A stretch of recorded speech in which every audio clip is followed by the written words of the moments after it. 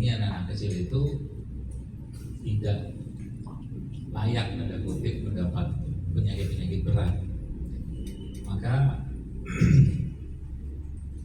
ketika muncul penyakit yang seperti itu, yang perlu kita pikirkan adalah orang tuanya sebenarnya.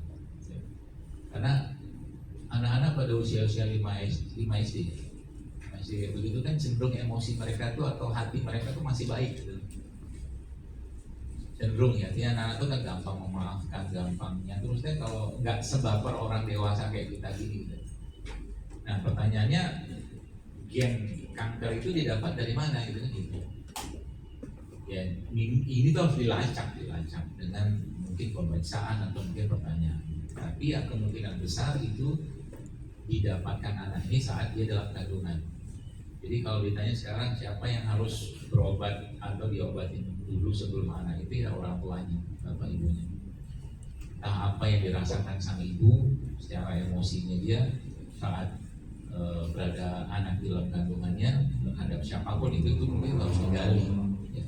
Terus nanti kalau udah ketemu gimana? Ya mereka minta ampun, taubat sama Allah atas menginstal gen kanker itu dalam anak tadi. Yang pertama. Yang kedua, anak usia kalau mungkin sudah bisa diajak komunikasi ya digali rasa, digali emosinya, digali perasaannya. Kalau udah bisa diajak komunikasi. Tapi biasanya kalau dari orang tuanya tuh cenderung sudah bisa memahami bahwa ini tuh juga ada peran mereka terhadap keadaan di luar.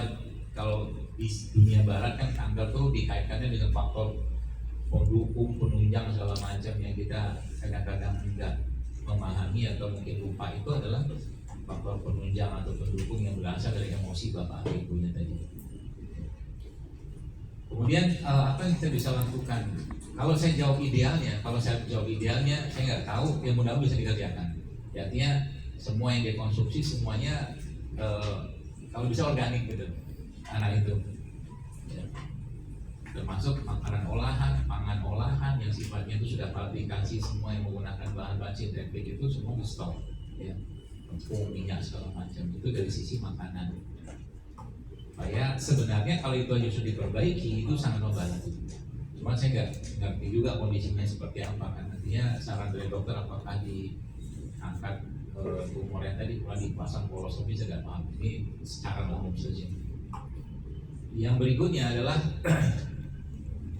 ya tentunya perlu herbal anti kanker yang kita bisa pakai, yang bisa menghentikan pertumbuhan sel kanker itu. Banyak nggak banyak. Kalau pernah saya share juga udah lama ini, kunyit sama meniran. Jadi kunyit meniran itu bisa kita pakai untuk anti kanker.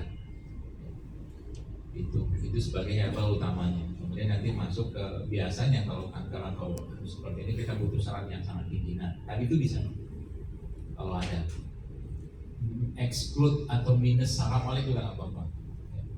Kalau mau tambah lagi itu ada rumput lautnya, lidah buaya sama ulang kaling itu dimakan juga. Karena lidah buaya sendiri juga termasuk tumbuhan anti kanker sebenarnya. Kemudian apalagi ya ruqyah, salah satu yang sangat baik. Jadi entah itu air yang diruqyah atau si anak itu yang diruqyah itu akan sangat membantu ya, penyembuhannya. Secara umum sih itu aja. Kalau ada mau tambah lagi paling probiotik anti kanker mungkin yang teman-teman ada bermain di situ mungkin bisa dikasih. Termasuk apa tuh namanya? Saya kemarin ada bikin produk baru namanya Fix Me itu sebenarnya ceritanya panjang gitu.